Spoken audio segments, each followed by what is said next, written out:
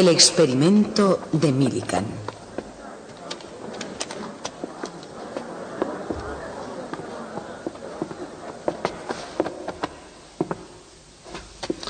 El tubo de rayos catódicos se inventó a mediados del siglo XIX y posteriormente se convirtió en el moderno tubo de televisión. Pero antes de que ocurriese esa catástrofe, sirvió para un fin útil. Me gustaría hablarles de ello. He aquí un tubo de rayos catódicos particularmente simple, que consiste en un tubo de cristal al vacío con dos electrodos en su interior. Y voy a establecer una diferencia de potencial de 20.000 voltios entre los dos electrodos. Pero primero apagaré la luz para que puedan ver lo que sucede. Muy bien. Lo que ustedes ven que sucede es que el interior se pone incandescente. Además, esta cruz de malta proyecta una sombra en el fondo. La cruz de malta es el electrodo positivo. Y deseo que ustedes se den cuenta de algo más. Yo puedo fácilmente mover la sombra moviendo simplemente una barra magnética. Así. ¿De acuerdo? Al principio todo el mundo pensó que esa incandescencia era un haz de partículas cargadas de electricidad, ya que se desviaba con mucha facilidad con un imán corriente. Pero para probar que eso era verdad, habría que desviarlo igualmente con un campo eléctrico, lo cual por alguna extraña razón no se conseguía. Entonces surgió un gran físico llamado J.J. Thomson.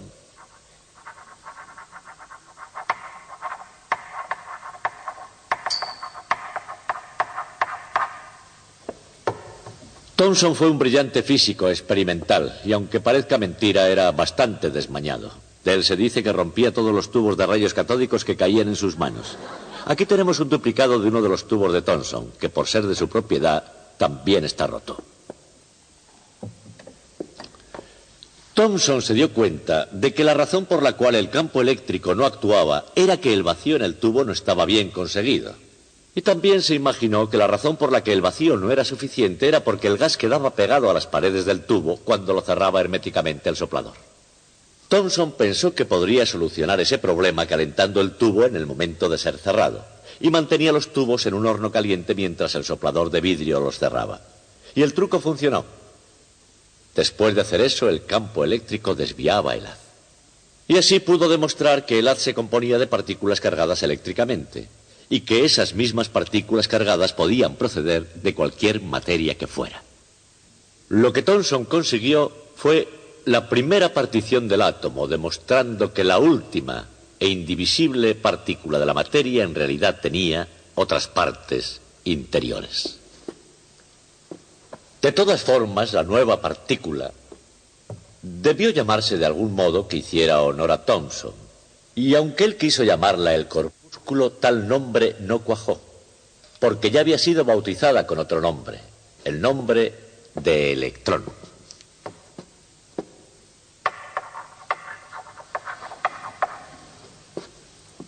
Así fue como J.J. Thomson partió el átomo y descubrió el electrón, tostando tubos. El nuevo nombre de electrón dio origen a una tradición en física, llamar a las cosas con unidades individuales, con nombres terminados en on. Así, por ejemplo, la unidad individual de la luz se llama fotón, la del sonido se llamaría fonón, de la materia es un protón y tenemos neutrones, etc. De hecho, los sociólogos han descubierto recientemente que incluso las poblaciones humanas tienen unidades individuales, en inglés, person.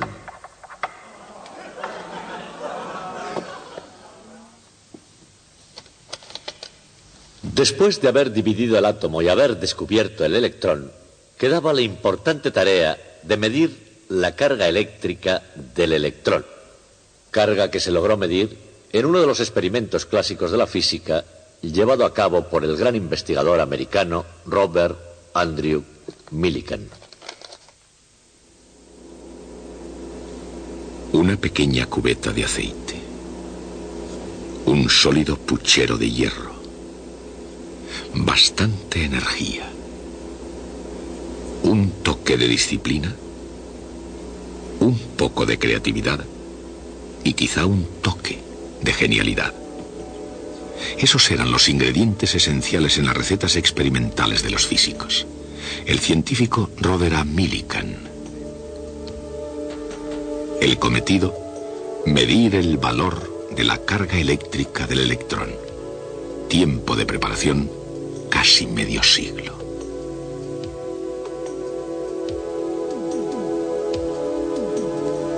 Año 1868. Fue el año en que una nación joven, todavía insegura después de la guerra civil, se reunificó interiormente con el ferrocarril transcontinental. Ese mismo año nació Robert A. Millikan, hijo de un predicador de Iowa. Se encaminó a través de las llanuras a Ohio para estudiar lenguas clásicas en el Oberlin College. Más tarde, al no haber allí vacante de latín ni de historia de la antigua Grecia, se hizo instructor de física elemental y demostró ser toda una promesa. La Universidad de Columbia le premió con una beca en física que un año después perdió, y esa falta de ayuda le hizo poner en duda, pero no renunciar, a su habilidad como científico. Se volvió al Medio Oeste, donde estudió bajo la dirección de Albert A. Michelson en la Universidad de Chicago. Michelson recibió el premio Nobel por desarrollar un extraordinario instrumento para medir distancias mediante interferencias de ondas luminosas. Millikan quería recibir algo más que una sesión de verano en Chicago. Él quería iniciar su carrera de física allí, y con el fin de prepararse mejor, visitó unas cuantas legendarias universidades y laboratorios del viejo continente.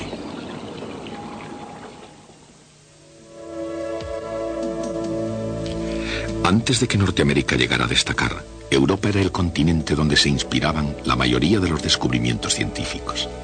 Antes de la Primera Guerra Mundial, la inspiración de Millikan ya se había moldeado no solo a las grandes sombras de Newton y Galileo, Kepler y Copérnico, sino también por el hecho de que él podía codearse con los grandes colosos de su tiempo. El inglés William Ramsay, que descubrió el helio, el neón, el xenón y el kriptón. El alemán Wilhelm Röntgen, descubridor de los rayos X. Guillermo Marconi y Karl Braun, que desarrollaron la telegrafía sin hilos. Como Leibniz y Newton con el cálculo, hicieron sus descubrimientos al mismo tiempo, pero ciertamente no trabajando juntos. Albert Einstein, Max Planck y Johannes Stark trabajaron intensamente en Alemania, pero la mayor y más directa influencia que Millikan recibió parece ser que fue de los ingleses J.J. Thomson y su discípulo H.A. Wilson de los laboratorios Cavendish. El electrón, los rayos X y la radiación. Tales descubrimientos convertían a la física en una excitante frontera, y Millikan estaba ansioso de cruzar su umbral. Todavía Millikan no era más que una persona cuidadosa en su trabajo. Tendría que pasar una década antes de que su nombre se diera a conocer en el mundo de la ciencia. Se encontraba en la Universidad de Chicago.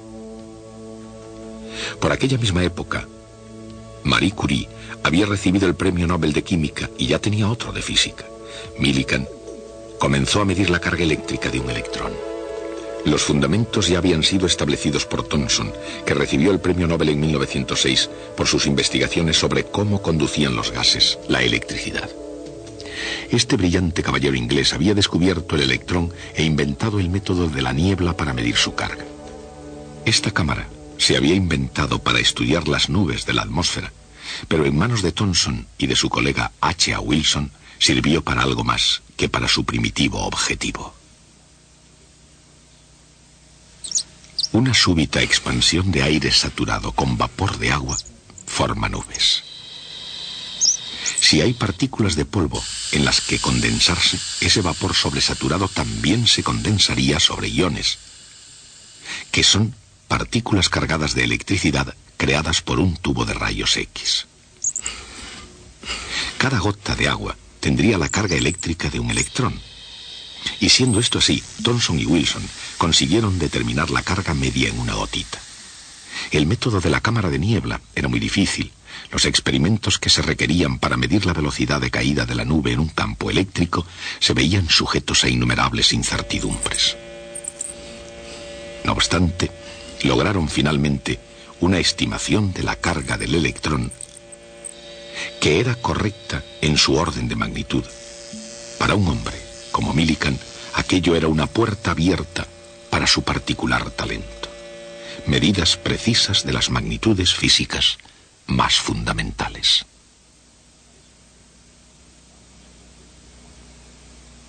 Millikan repitió los experimentos de Wilson en la Universidad de Chicago. Para ionizar la nube gaseosa en la cámara, utilizó primero rayos X y después pequeñas cantidades de radio. Hizo la prueba con un campo eléctrico más potente en la cámara. Si aquello funcionaba, sería lo suficientemente potente como para contrarrestar la fuerza de la gravedad, manteniendo la nube suspendida e inmóvil. Todo esto estaba muy bien sobre el papel, pero cuando las cosas empezaron a moverse, hubo un pequeño problema. Al haber fuerzas eléctricas tan potentes en el interior de la cámara, la nube de vapor de agua desaparecía rápidamente. Pero Millikan sacó provecho de ese problema. Cuando conectaba el campo eléctrico, las gotitas individuales quedaban a la vista. Millikan pensó medir las gotitas individualmente en vez de medir toda la nube. Si se llegaban a realizar medidas en las gotitas, se detectaría el efecto individual de los electrones. Era una brillante idea, pero con problemas. El agua se evapora.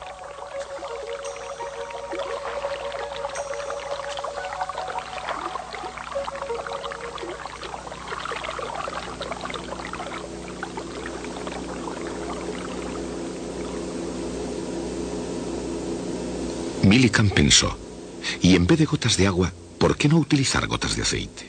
El aceite, al contrario que el agua, no se evapora. En 1907, en la Universidad de Chicago, se empezó a poner cada cosa en su sitio. Con un aparato que producía una niebla de aceite, Millikan confiaba cada vez más en que se podría medir con exactitud la carga eléctrica de un electrón.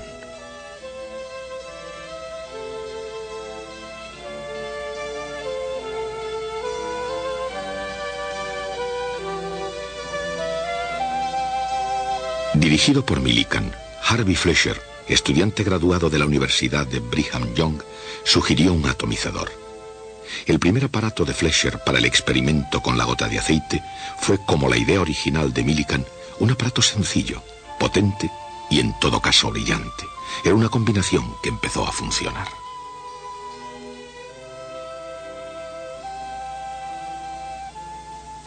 La esencia del experimento era aplicar un campo eléctrico a una gota de aceite cargada de electricidad cayendo a través del aire y después analizar el resultado utilizando la poderosa ecuación de Newton, F igual a ma, la masa de la gota por la aceleración, es igual a la suma de todas las fuerzas que actúan sobre ella.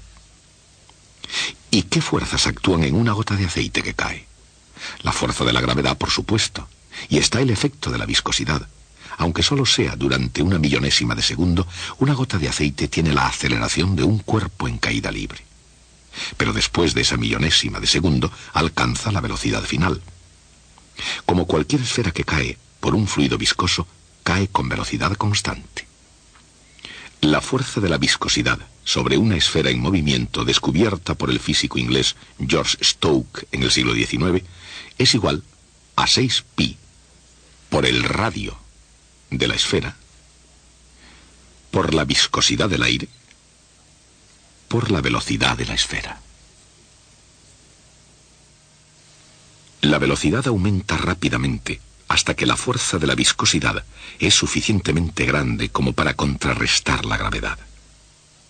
La esfera cae con velocidad constante en lugar de caer con movimiento acelerado.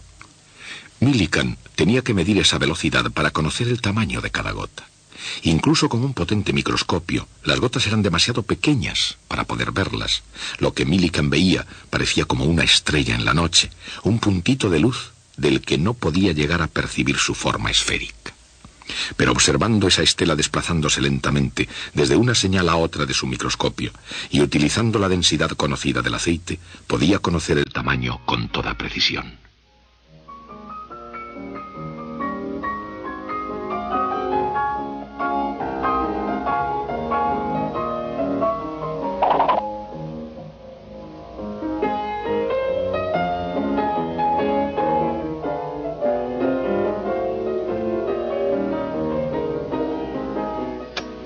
Ahora conectaría el campo eléctrico y crearía una fuerza eléctrica de valor igual al campo eléctrico multiplicado por la carga de la gota.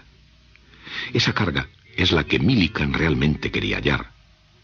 Debida a un electrón o a un pequeño número de electrones, sería un múltiplo entero de la unidad fundamental de carga eléctrica.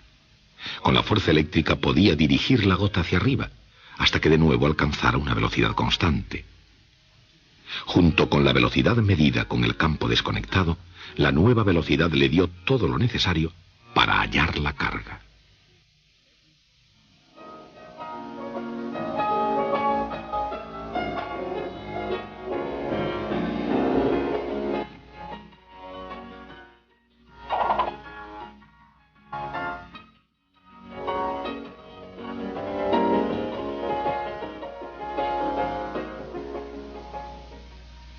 El experimento se había diseñado con el más exquisito cuidado, un sello de calidad en la obra de Millikan. Con el fin de reducir la turbulencia, se diseñó una pesada olla de hierro que albergara y protegiera las placas paralelas, entre las que se movería la gota de aceite. El aire era filtrado por entre lana de vidrio antes de entrar en el atomizador, diseñado para producir la más fina niebla de gotitas de aceite dentro de la cámara. Incluso se filtraba la luz que había de iluminar las gotitas. Una solución de sulfato de cobre y un tubo de agua de 1 metro de largo quitaría el excesivo calor de la luz.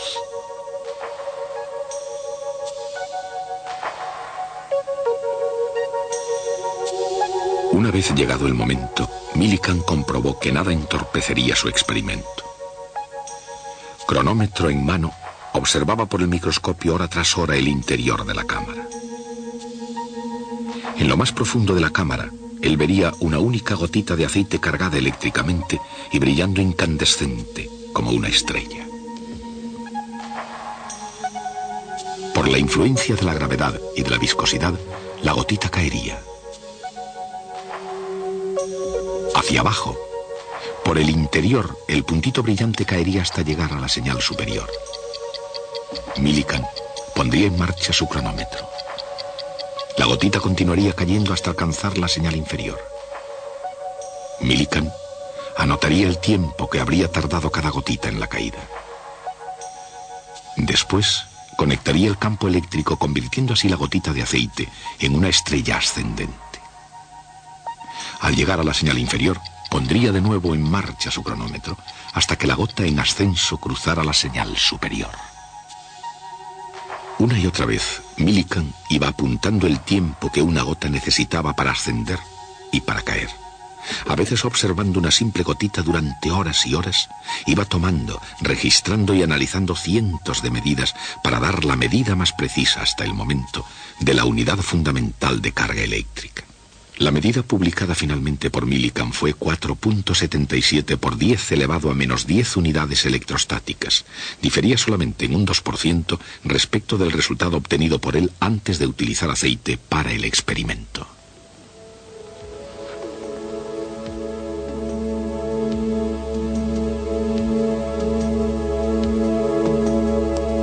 Los puntos fuertes de Robert A. Millikan eran la precisión, una especial habilidad para detectar y eliminar cualquier error, y con una extraordinaria diligencia y creatividad mejorar las herramientas que ya existían. En públicas declaraciones, y hubo muchas cuando él se había convertido en un hombre de estado de la comunidad académica, Millikan encomiaba siempre que podía el método científico.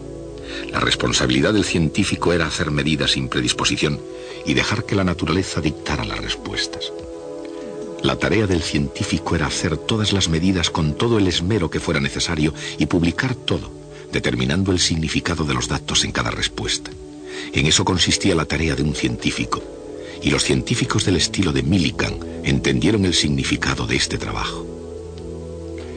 En el año 1923, Millikan fue el primer nativo americano que obtuvo el Premio Nobel de Física.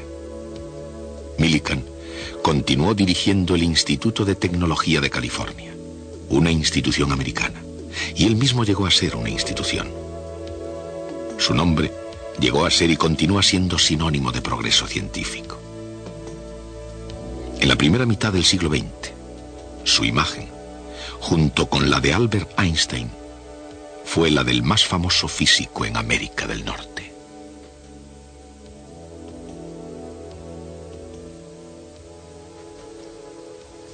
Me gustaría también mostrarles cómo fue más o menos ese experimento. Hay algo en lo que quiero que se fijen ustedes en particular, en esa lata. Si les parece familiar es porque es la misma que tenemos aquí, en el extremo de la mesa. La misma en la que Millikan realizó su experimento. Y sigue funcionando después de tantos años. Y ahora quisiera mostrarles algo verdaderamente extraordinario. Cuando Millikan hizo este experimento, reunió todos sus resultados para que mediante su publicación en una revista científica todo el mundo pudiera verlo. Pero antes de hacerlo, Millikan necesitaba un lugar para escribir los resultados de su experimento a medida que lo realizaba en su laboratorio. Se trata de un libro de notas. No pensaba que otra persona leyera aquellas anotaciones. Escribía solamente para él.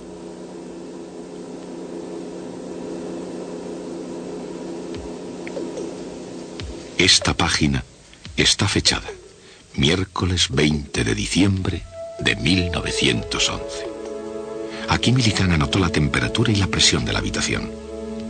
Y aquí, debajo de la letra G, para la gravedad, una serie de números, cada uno de los cuales es el tiempo que la gota de aceite tardaba en caer entre las dos señales de su microscopio.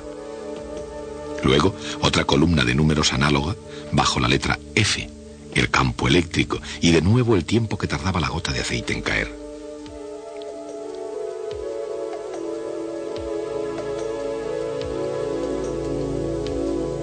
A partir de esos tiempos, calculó las velocidades v1, v2, v3, etc. Y utilizando esas velocidades halla el logaritmo de v1 más v2, y así puede sumarlo a 1/2 del logaritmo de v1. Y aquí finalmente Millikan alcanza su resultado. Y entonces escribe, este es casi exactamente correcto. Pero, ¿cómo puede decir eso? Se supone que está midiendo una constante fundamental de la naturaleza cuyo valor él no conoce por adelantado.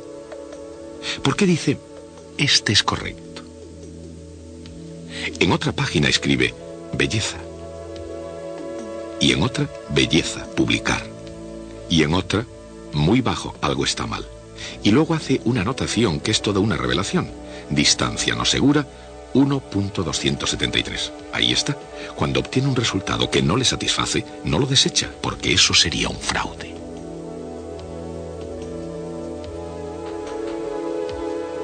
Lo que hace, en cambio, es examinar el aparato para encontrar algo que esté mal. Así él tiene una razón para desechar el dato. Desde luego, cuando obtiene un dato que le satisface, él no examina el aparato con tanto cuidado para descubrir qué es lo que iba bien.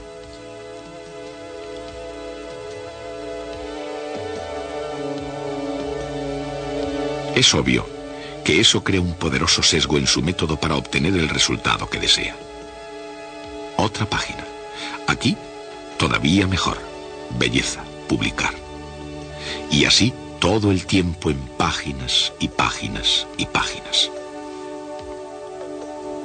El punto no está en que Millikan fuera un mal científico, fue un gran científico, sino que, examinando sus notas, podemos sacar una ligera idea de cómo se hacía la ciencia. Lo que Millikan hacía no era un fraude, estaba haciendo uso de su juicio científico. Y en realidad tiene que ser así, porque nadie tropieza de repente con un descubrimiento científico. Todos los descubrimientos se hacen durante un experimento que ha sido exquisitamente diseñado para dar los resultados que el científico espera obtener. Y el científico sabe que muy posiblemente la fama y otros honores le estarán esperando si consigue hacer un gran descubrimiento.